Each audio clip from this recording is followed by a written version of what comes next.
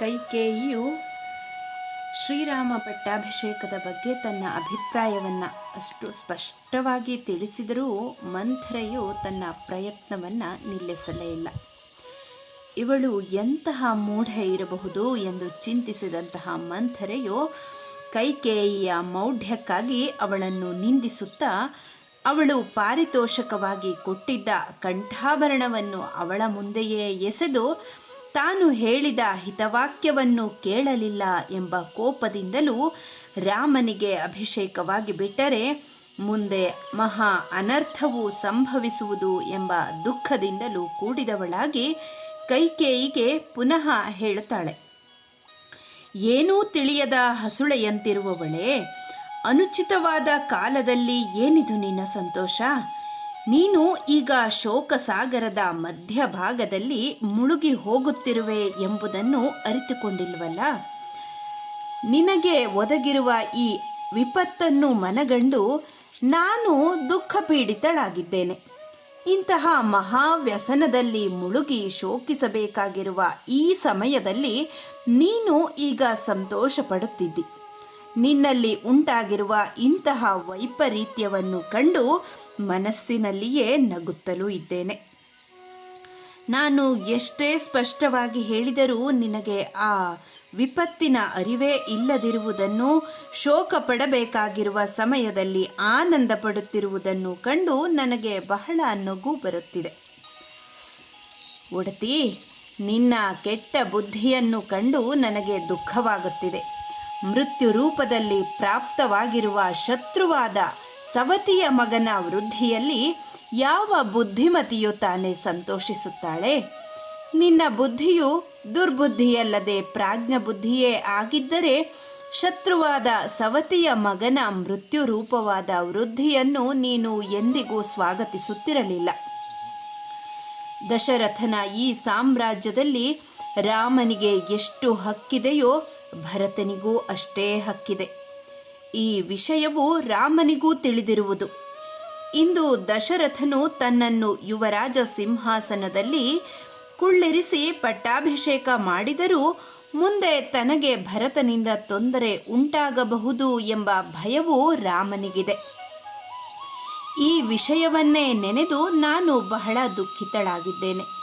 ರಾಮನು ಭಯಪಟ್ಟರೆ ನಿನಗೇಕೆ ದುಃಖವೆಂದು ನೀನು ಪ್ರಶ್ನಿಸಬಹುದು. ಭಯನ್ ಭೀತಾದ್ದಿ ಜಾಯತೆ. ಯಾವನು ಭಯಗೊಂಡಿರುತ್ತಾನೋ ಅವನಿಗೆ ಭಯವು ಉತ್ಪನ್ನವಾಗುತ್ತದೆ. ಆದುದರಿಂದ ಭೀತಿಯಿಂದ ಇರುವವನಿಗೂ ನಾವು ಭಯಪಡಬೇಕು. ಏಕೆಂದರೆ ಭರತನ ವಿಷಯದಲ್ಲಿ ಭಯಗ್ರಸ್ತನಾಗಿರುವ ರಾಮನು ಎಂದೆಂದಿಗೂ ಭಯಗ್ರಸ್ತನಾಗಿಯೇ ಕುಳಿತಿರುವುದಿಲ್ಲ. ತನ್ನ ಭಯದ ನಿವಾರಣೆಗೆ ಉಪಾಯವನ್ನು ಹುಡುಕುತ್ತಲೇ ಇರುತ್ತಾನೆ. ಇದು ರಾಜನೀತಿ. ರಾಮನ ಭಯ ನಿವಾರಣೆಗೆ ಇರುವ ಒಂದೇ ಒಂದು ಉಪಾಯವೆಂದರೆ ಭರತನ ನಿರ್ಮೂಲನ. ಮೌಢ್ಯದಿಂದ ಈ ರಾಜನೀತಿಯನ್ನು ನೀನು ತಿಳಿದುಕೊಂಡಿಲ್ಲ. ರಾಜ್ಯವು ದಶರಥನ 4 ಮಕ್ಕಳಿಗೂ ಸಮಾನವಾದ ಉಪಭೋಗ್ಯ ವಸ್ತುವಾಗಿರುವುದರಿಂದ ಭರತನ ವಿಷಯದಲ್ಲಿ ಮಾತ್ರವೇ ರಾಮನೇಕೆ ಭಯಪಡುತ್ತಾನೆ? ಲಕ್ಷ್ಮಣ ಶತ್ರುಘ್ನರ ವಿಷಯದಲ್ಲಿ ರಾಮನಿಗೆ ಭಯವಿಲ್ಲವೇ? ಈ ರೀತಿಯೂ ಕೂಡ ನೀನು ಪ್ರಶ್ನಿಸಬಹುದು. ಲಕ್ಷ್ಮಣ ಶತ್ರುಘ್ನರ ವಿಷಯದಲ್ಲಿ ರಾಮನಿಗೆ ಸ್ವಲ್ಪವಾದರೂ ಭಯವಿಲ್ಲ. ಅವರಿಬ್ಬರು ಪಾರತಂತ್ರ್ಯದಿಂದಿರುವವರು. ಮಹಾಧನುಷ್ಮಂತನಾದ ಲಕ್ಷ್ಮಣನು ತನ್ನನ್ನು ಸರ್ವ ಪ್ರಕಾರದಿಂದಲೂ ರಾಮನಿಗೆ ಅರ್ಪಿಸಿಕೊಂಡು ಬಿಟ್ಟಿದ್ದಾನೆ. ಲಕ್ಷ್ಮಣನು ರಾಮನಿಗೆ ತನ್ನನ್ನು ಅರ್ಪಿಸಿಕೊಂಡಿರುವಂತೆಯೇ ಶತ್ರುಘ್ನನು ತನ್ನನ್ನು ಭರತನಿಗೆ ಅರ್ಪಿಸಿಕೊಂಡಿರುತ್ತಾನೆ. ಒಂದು ವೇಳೆ ಲಕ್ಷ್ಮಣ ಶತ್ರುಘ್ನರು ರಾಮ ಭರತರ ಪಾರತಂತ್ರ್ಯದಲ್ಲಿದ್ದರೂ ರಾಜ್ಯದ ಹಕ್ಕು ಅವರಿಗೂ ಸಮಾನವಾಗಿರುವುದಲ್ಲವೇ? ಹಾಗಾಗಿ ಲಕ್ಷ್ಮಣ ಶತ್ರುಘ್ನರ ವಿಷಯದಲ್ಲಿ ರಾಮನೇಕೆ ಭಯಪಡುವುದಿಲ್ಲ ಎಂದು ನೀನು ಪ್ರಶ್ನಿಸಬಹುದು. ರಾಜ್ಯ ಪ್ರಾಪ್ತಿಯು ಯಾವಾಗಲೂ ಜ್ಯೇಷ್ಠಾನುಕ್ರಮವಾಗಿರುತ್ತದೆ. ಹಾಗಾಗಿ ಜ್ಯೇಷ್ಠನಾದ ರಾಮನು ಪಟ್ಟಾಭಿಷಿಕ್ತನಾದೊಡನೆಯೇ ಎರಡನೆಯವನಾದ ಭರತನು ರಾಜ್ಯದ ಉತ್ತರಾಧಿಕಾರಿಯಾಗುತ್ತಾನೆ. ಕಿರಿಯವರಾದ ಲಕ್ಷ್ಮಣ ಶತ್ರುಘ್ನರಿಗೆ ಉತ್ತರಾಧಿಕಾರತ್ವವು ಪ್ರಾಪ್ತವಾಗುವುದಿಲ್ಲ. ಹಾಗಾಗಿ ಭರತನು ರಾಜ್ಯ ಲೋಭದಿಂದ ತನ್ನನ್ನು ನಿಗ್ರಹಿಸಲು ಯತ್ನಿಸಬಹುದು ಎಂಬ ಭಯವು ರಾಮನಿಗೆ ಸ್ವಾಭಾವಿಕವಾಗಿಯೇ ಉಂಟಾಗುತ್ತದೆ. ರಾಮನು ಮಹಾಪ್ರಾಜ್ಞನು, ರಾಜತಂತ್ರ ನಿಪುಣನು, ಸಾಮ ದಾನ ಭೇದ ದಂಡೋಪಾಯಗಳ ಪ್ರಯೋಗದಲ್ಲಿ ಕುಶಲನು, ಕಾಲಕಾಲಗಳಲ್ಲಿ ಮಾಡಬೇಕಾದ ಕರ್ತವ್ಯಗಳನ್ನು ಸ್ವಲ್ಪವಾದರೂ ವಿಳಂಬ ಮಾಡದೆ ಮುಗಿಸುವ ಸಾಮರ್ಥ್ಯ ಉಳ್ಳವನು ರಾಮ. ಇಂತಹ ರಾಮನ ಭಯಕ್ಕೆ ಕಾರಣನಾಗುವ ನಿನ್ನ ಮಗನ ಭವಿಷ್ಯವನ್ನು ಚಿಂತಿಸಿದರೆ ನನಗೆ ನಡುಕವೇ ಉಂಟಾಗುತ್ತದೆ. ಕೌಸಲ್ಯೆಯು ನಿಶ್ಚಯವಾಗಿಯೂ ಮಹಾ ಸೌಭಾಗ್ಯವತಿಯು.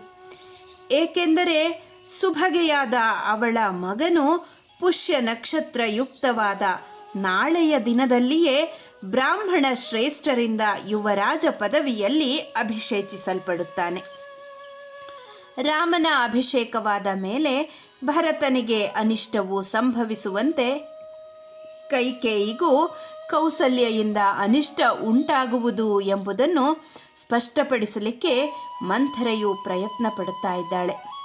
ಪಟ್ಟಮಹಿಷಿಯಾಗಿದ್ದ ಕೌಸಲ್ಯೆಯು ರಾಮಾಭಿಷೇಕದ ಬಳಿಕ ರಾಜಮಾತೆಯೂ ಆಗಿ ಮಹತ್ತರವಾದ ಸಂಪತ್ತನ್ನು, ದಶರಥನ ಅನುಪಮವಾದ ಪ್ರೀತಿಯನ್ನೂ ಗಳಿಸಿ ಶತ್ರು ಸಮಾನರಾದ ತನ್ನ ಸವತಿಯರನ್ನು ಕೀಳಾಗಿ ಕಾಣುತ್ತಾ ವಿಖ್ಯಾತೆಯಾಗಿ ವೈಭವದಿಂದ ಇರುವಾಗ ಅವಳನ್ನು ನೀನು ಸಾಮಾನ್ಯ ದಾಸಿಯಂತೆ ಕೈಮುಗಿದು ನಿಂತು ಉಪಚರಿಸಲಿದ್ದಿ. ಹಾಗೇನಾದರೂ ಆದರೆ ನಿನ್ನ ದಾಸಿಯಾಗಿರುವ ನಾವೆಲ್ಲರೂ ನಿನ್ನ ಜೊತೆಯಲ್ಲಿಯೇ ಕೌಸಲ್ಯೆಯ ದಾಸಿಯರಾಗಿರುತ್ತೇವೆ. ಇಷ್ಟೇ ಮಾತ್ರವಲ್ಲ, ನಿನ್ನ ಮಗನು ರಾಮನ ದಾಸನಾಗುತ್ತಾನೆ. ರಾಮನು ರಾಜನಾಗುವುದರಿಂದ ರಾಮನಿಗೆ ಸಂಬಂಧಿಸಿದ ಶ್ರೇಷ್ಠ ಸ್ತ್ರೀಯರೆಲ್ಲರೂ ಪರಮಹರ್ಷಿತರಾಗುತ್ತಾರೆ. ಭರತನ ಪ್ರಭಾವದ ವಿನಾಶದಿಂದಾಗಿ ನಿನ್ನ ಸೊಸೆಯರು ಸಂತೋಷಹೀನರಾಗುತ್ತಾರೆ. ಹೀಗೆ ಮಂಥರೆಯು ರಾಮನ ವಿಷಯದಲ್ಲಿ ಬಹಳ ಅಪ್ರಿಯವಾದ ಮಾತುಗಳನ್ನಾಡುತ್ತಿದ್ದರೂ ಕೈಕೇಯಿಯು ಶ್ರೀರಾಮನ ಅನೇಕ ಗುಣಗಳನ್ನೇ ವರ್ಣಿಸುತ್ತಾ ಅವನನ್ನು ಪ್ರಶಂಸೆ ಮಾಡಲು ಮುಂದಾಗುತ್ತಾಳೆ. ಮಂಥರೆ, ಶ್ರೀರಾಮನು ಧರ್ಮಜ್ಞನು, ಗುಣವಂತನು, ಜಿತೇಂದ್ರಿಯನು, ಮಾಡಿದ ಸ್ವಲ್ಪವೇ ಉಪಕಾರವನ್ನೂ ಸ್ಮರಿಸತಕ್ಕವನು, ಸತ್ಯವಾದಿಯು, ಅಂತಃಶುದ್ಧಿ ಬಹಿಶುದ್ಧಿ ಉಳ್ಳವನು. ಮೇಲಾಗಿ ಶ್ರೀರಾಮನು ರಾಜನ ಹಿರಿಯ ಮಗನು. ಈ ಎಲ್ಲ ಕಾರಣಗಳಿಂದಲೂ ಅವನು ಯೌವರಾಜ್ಯ ಪದವಿಗೆ ಅರ್ಹನಾಗಿರುತ್ತಾನೆ. ಕುಬ್ಜೆ, ದೀರ್ಘಾಯುಷ್ಮಂತನಾದ ಶ್ರೀರಾಮನು ತನ್ನ ಅನುಜರನ್ನು, ಭೃತ್ಯ ವರ್ಗದವರನ್ನು ತಂದೆಯಂತೆಯೇ ಪರಿಪಾಲನೆ ಮಾಡುತ್ತಾನೆ. ಹೀಗಿರುವಾಗ ರಾಮಾಭಿಷೇಕದ ವಾರ್ತೆಯನ್ನು ಕೇಳಿ ನೀನೇಕೆ ಸಂತಾಪ ಪಡುತ್ತೀ?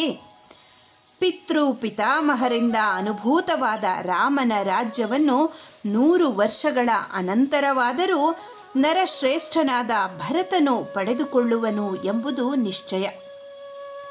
ಮಂಥರೆ, ಶ್ರೀರಾಮನ ಪಟ್ಟಾಭಿಷೇಕ ಎಂಬ ಶುಭ ಕಾರ್ಯವು ಸನ್ನಿಹಿತವಾಗಿರುವಾಗ ಮತ್ತು ಶ್ರೀರಾಮನು ರಾಜನಾಗುವುದರಿಂದಲೇ ಮುಂದೆ ನಮ್ಮ ಮತ್ತು ರಾಜ್ಯದ ಕಲ್ಯಾಣವೂ ಆಗಲಿರುವಾಗ ನೀನು ಏಕೆ ಪರಿತಪಿಸುತ್ತಿದ್ದಿ?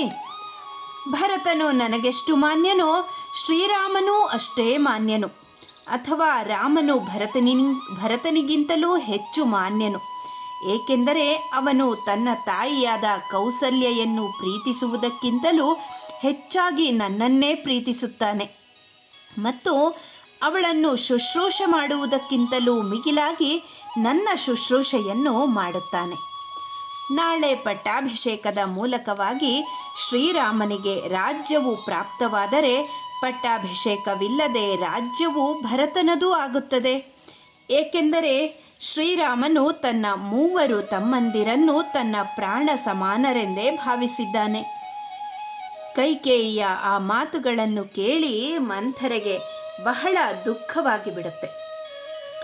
ತನ್ನ ಪ್ರಯತ್ನವು ಫಲಿಸಲಿಲ್ಲ ಎಂದು ದೀರ್ಘವಾಗಿ ನಿಟ್ಟುಸಿರನ್ನ ಬಿಡುತ್ತಾಳೆ. ಆದರೂ ಆಕೆ ಹತಾಶಳಾಗಲಿಲ್ಲ.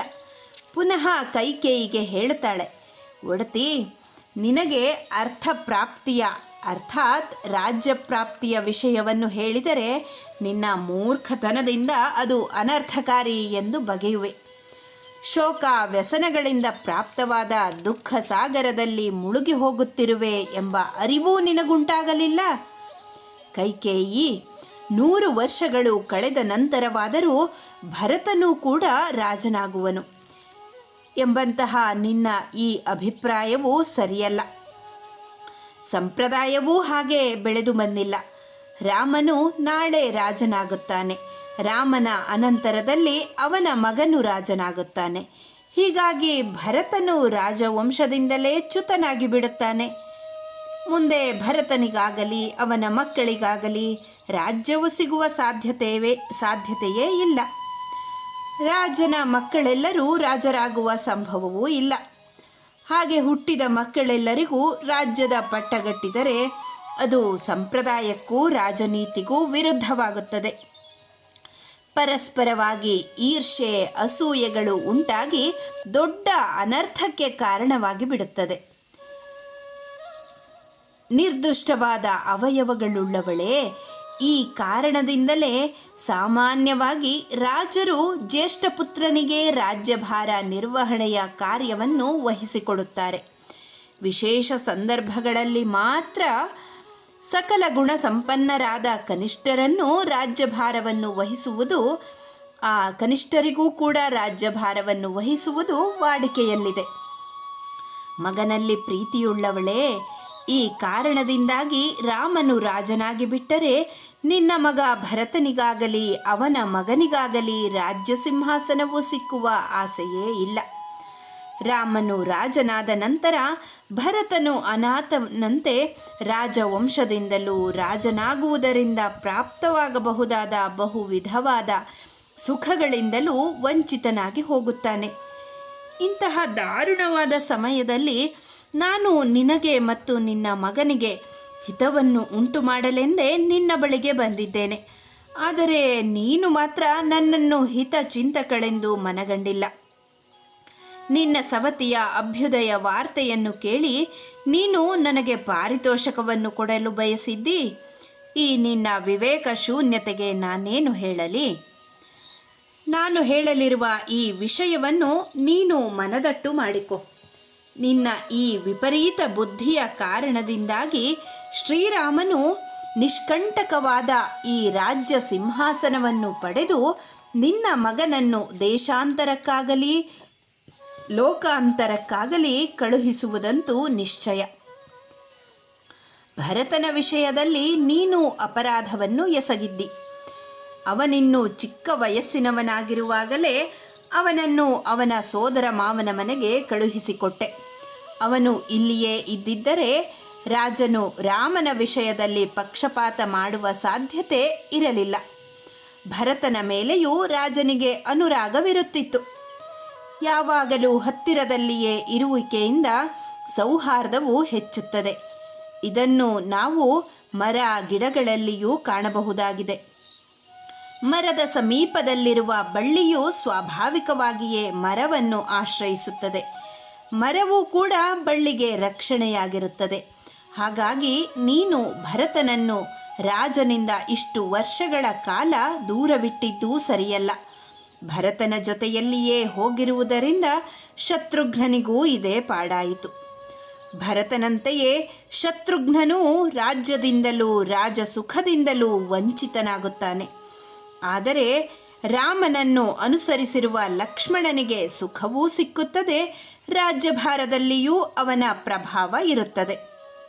ಆದರೆ ಲಕ್ಷ್ಮಣನು ರಾಮನನ್ನು ಅನುಸರಿಸಿ ಇಲ್ಲಿಯೇ ಇದ್ದಂತೆ ಶತ್ರುಘ್ನನು ಭರತನನ್ನು ಅನುಸರಿಸಿ ನಿನ್ನ ತಂದೆಯ ಮನೆಗೆ ಹೊರಟು ಹೋದನು. ಶತ್ರುಘ್ನನೊಡನೆ ಭರತನನ್ನು ಕೇಕಯ ದೇಶಕ್ಕೆ ಕಳುಹಿಸಿಕೊಟ್ಟು ಇಲ್ಲಿ ರಾಮನಿಗೆ ಪಟ್ಟಗಟ್ಟುತ್ತಿರುವುದನ್ನು ನೋಡಿದರೆ ಅರಣ್ಯದಲ್ಲಿ ನಡೆಯುವ ಒಂದು ಸನ್ನಿವೇಶವು ಸ್ಮರಣೆಗೆ ಬರುತ್ತದೆ. ಅರಣ್ಯವಾಸಿಗಳು ಸೌದೆಗಾಗಿ ಮರವೊಂದನ್ನು ಕಡಿಯಬೇಕಾಗಿತ್ತು. ಆದರೆ ಆ ಮರದ ಸುತ್ತಲೂ ಮುಳ್ಳು ಗಿಡಗಳು ಇದ್ದುದರಿಂದ ಆ ವೃಕ್ಷವು ವಿನಾಶ ಭಯದಿಂದ ಮುಕ್ತವಾಯಿತು. ಆದುದರಿಂದ ಭರತ ಶತ್ರುಘ್ನರು ಇಲ್ಲಿಯೇ ಇದ್ದಿದ್ದರೆ ಭರತನನ್ನು ಕಡೆಗಾಣಿಸಲು ಸಾಧ್ಯವಾಗುತ್ತಿರಲಿಲ್ಲ. ರಾಮ ಲಕ್ಷ್ಮಣರಲ್ಲಿ ಪರಸ್ಪರವಾಗಿರುವ ಭ್ರಾತೃ ಸ್ನೇಹವು ಅನ್ಯಾದೃಶ್ಯವಾಗಿದೆ. ಲಕ್ಷ್ಮಣನು ಯಾವಾಗಲೂ ರಾಮನ ರಕ್ಷಣೆಯಲ್ಲಿಯೇ ಬದ್ಧ ಕಂಕಣನಾಗಿರುತ್ತಾನೆ. ಹಾಗೆಯೇ ರಾಮನು ಕೂಡ ಲಕ್ಷ್ಮಣನ ರಕ್ಷಣೆಯಲ್ಲಿ ಜಾಗರೂಕನಾಗಿರುತ್ತಾನೆ. ಅಶ್ವಿನಿ ದೇವತೆಗಳಂತೆಯೇ ಪರಸ್ಪರವಾಗಿ ವಿಶೇಷವಾದ ಅನುರಾಗದಿಂದ ಕೂಡಿರುವ ಈ ಸೌಭ್ರಾತೃವು ತ್ರಿಲೋಕ ಪ್ರಸಿದ್ಧವಾಗಿದೆ. ಈ ಕಾರಣದಿಂದ ಲಕ್ಷ್ಮಣನ ವಿಷಯದಲ್ಲಿ ರಾಮ ಎಂದಿಗೂ ಪಾಪ ಕಾರ್ಯವನ್ನು ಮಾಡಲಾರ. ಭರತನ ವಿಷಯದಲ್ಲಿ ಪಾಪ ಕಾರ್ಯವನ್ನು ಮಾಡಿಯೇ ತೀರುತ್ತಾನೆ. ಅವನ ವಿನಾಶಕ್ಕಾಗಿಯೇ ಸತತವಾಗಿ ಪ್ರಯತ್ನವನ್ನು ಮಾಡುತ್ತಾನೆ. ಇದರಲ್ಲಿ ಸಂಶಯವೇ ಇಲ್ಲ. ಆದುದರಿಂದ ರಾಜಗೃಹದಿಂದಲೇ ಭರತನು ಅರಣ್ಯಕ್ಕೆ ಬೇಗ ಹೊರಟು ಹೋಗಲಿ. ಈ ಸಮಯದಲ್ಲಿ ಇದೇ ನನಗೆ ಸಮುಚಿತವಾಗಿ ಕಾಣುತ್ತದೆ. ಮಗನನ್ನು ಉಳಿಸಿಕೊಳ್ಳುವ ದೃಷ್ಟಿಯಿಂದ ಹೀಗೆ ಮಾಡುವುದು ನಿನಗೂ ಹಿತಕರ. ರಾಮನು ರಾಜನಾದ ನಂತರ ಭರತನು ಅಯೋಧ್ಯೆಗೆ ಬಂದರೆ ವಿನಾಶ ಹೊಂದುವುದಂತೂ ಖಂಡಿತ. ರಾಜಗೃಹದಲ್ಲೇ ಉಳಿದರೂ ನಿಜ ಶತ್ರುವಾದ ಭರತನನ್ನು ರಾಮನು ಉಳಿಸಲಾರನು. ಆದುದರಿಂದ ಕಾಡಿಗಾದರೂ ಹೊರಟು ಹೋದರೆ ಮಗನ ಪ್ರಾಣವಾದರೂ ಉಳಿದೀತು. ಹೀಗೆ ಮಾಡಿದರೆ ನಿನ್ನ ಸವತಿಯ ಪಕ್ಷಕ್ಕೂ ಶ್ರೇಯಸ್ಸುಂಟಾಗುತ್ತದೆ. ನಿಷ್ಕಂಟಕವಾಗಿ ರಾಮನು ರಾಜ್ಯವಾಳಲು ಸಾಧ್ಯವಾಗುತ್ತದೆ. ಒಂದು ವೇಳೆ ಭರತನು ಧರ್ಮದ ಕಾರಣದಿಂದ ತಂದೆಯ ರಾಜ್ಯದಲ್ಲಿ ಒಂದು ಭಾಗವನ್ನು ಪಡೆದುಕೊಂಡರೂ ರಾಮನು ಇಲ್ಲಿಯೇ ಇದ್ದರೆ ಆಗಲೂ ಭರತನ ವಿನಾಶವು ಖಂಡಿತ. ಸುಖಾರ್ಹನೂ ಬಾಲನೂ ರಾಮನಿಗೆ ಸಹಜ ಶತ್ರುವೂ ಅರ್ಥಹೀನನೂ ಆಗಿರುವ ಭರತನು ಐಶ್ವರ್ಯ ಸಮೃದ್ಧಿಯಿಂದ ಕೂಡಿ ಪ್ರಬಲನಾಗಿರುವ ರಾಮನ ವಶದಲ್ಲಿ ಹೇಗೆ ತಾನೇ ಇದ್ದಾನೋ, ಅರಣ್ಯದಲ್ಲಿ ಸಿಂಹದಿಂದ ಅನುಸರಿಸಲ್ಪಡುವ ಆನೆಯೋಪಾದಿಯಲ್ಲಿ ರಾಮನಿಂದ ಆಚ್ಛಾದಿತನಾಗುವ ನಿನ್ನ ಮಗನಾದ ಭರತನನ್ನು ಸರ್ವ ಪ್ರಯತ್ನದಿಂದಲೂ ರಕ್ಷಿಸುವುದು ನಿನಗೆ ಯೋಗ್ಯವಾಗಿದೆ. ಸಿಂಹದ ಪರಿಸರದಲ್ಲಿರುವ ಆನೆಗೆ ಅಪಾಯವಿರುವ ಹಾಗೆಯೇ ರಾಮನ ಪರಿಸರದಲ್ಲಿರುವ ಭರತನಿಗೂ ಅಪಾಯವಿದೆ. ರಾಮನ ಪರಿಸರಕ್ಕೆ ಭರತನು ಸಿಲುಕಿಕೊಳ್ಳದ ರೀತಿಯಲ್ಲಿ ಕಾರ್ಯ ಮಾಡಬೇಕಾದಂತಹ ಅಗತ್ಯವಿದೆ. ಈ ಹಿಂದೆ ಗಂಡನ ವಿಶೇಷ ಪ್ರೀತಿಯ ಸೌಭಾಗ್ಯವನ್ನು ಪಡೆದಿದ್ದ ನೀನು ನಿನ್ನ ಸವತಿಯಾದ ರಾಮನ ತಾಯಿಯಾದ ಕೌಸಲ್ಯೆಯನ್ನು ಬಹಳವಾಗಿ ತಿರಸ್ಕರಿಸುತ್ತಿದ್ದೆ. ತನ್ನ ಮಗನು ರಾಜನಾದ ನಂತರವಾದರೂ ಕೌಸಲ್ಯೆಯು ತನ್ನ ಹಗೆತನವನ್ನು ತೀರಿಸಿಕೊಳ್ಳದೆ ಹೇಗೆ ತಾನೇ ಸುಮ್ಮನಿದ್ದಾಳು? ಭಾಮಿನಿ, ನಿನ್ನ ಮೌಢ್ಯವೇನೇ ಇರಲಿ, ನಾನಂತೂ ಮುಂದೇನಾಗುವುದು ಎಂಬುದನ್ನು ನಿರ್ಧಾರ ಮಾಡಿ ಹೇಳಿಬಿಡುತ್ತೇನೆ. ಸಮುದ್ರ, ನದಿ, ನದ, ಪರ್ವತ, ಗಿರಿಗಳನ್ನೊಳಗೊಂಡ ಈ ಅಖಂಡ ಸಾಮ್ರಾಜ್ಯವನ್ನು ರಾಮನು ವಹಿಸಿಕೊಂಡ ಕೂಡಲೇ ಭರತನೊಡನೆ ನೀನು ದೀನಳಾಗುತ್ತಿ, ಅಶುಭವನ್ನು ಪರಾಭವವನ್ನು ಹೊಂದುತ್ತಿ. ರಾಮನು ರಾಜ್ಯವನ್ನು ಪಡೆದೊಡನೆಯೇ ಭರತನ ವಿನಾಶವಂತೂ ಖಂಡಿತ. ನಿನ್ನ ಪ್ರಿಯ ಪುತ್ರನಾದ ಭರತನು ಉಳಿಯಲಾರ. ಹಾಗಾಗಿ ಕಾಲವು ಮೀರಿ ಹೋಗುವುದರೊಳಗಾಗಿ ಸಂಪೂರ್ಣವಾಗಿ ಸಮಾಲೋಚಿಸು. ನಿನ್ನ ಮಗನಿಗೇ ರಾಜ್ಯವು ಸಿಕ್ಕಬೇಕು.